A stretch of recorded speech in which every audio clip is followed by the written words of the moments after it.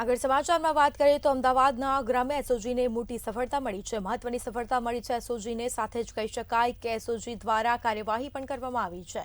તો બીજી તરફ આ મામલે વધુ કાર્યવાહી પણ હાથ ધરાઈ છે। મહત્વપૂર્ણ સમાચાર સામે આવી રહ્યા છે।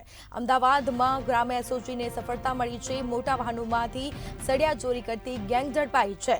ચોરી કરતી ટોળકીના 3 શખ્સોની હાલ અટકાયત પણ કરી લેવામાં આવી છે અને સાથે જ કહી શકાય કે સળિયા અને પિકઅપ ડાલા સાથે ₹6 લાખનો મુદ્દામાલ પણ કબજે કરી લેવામાં આવ્યો છે।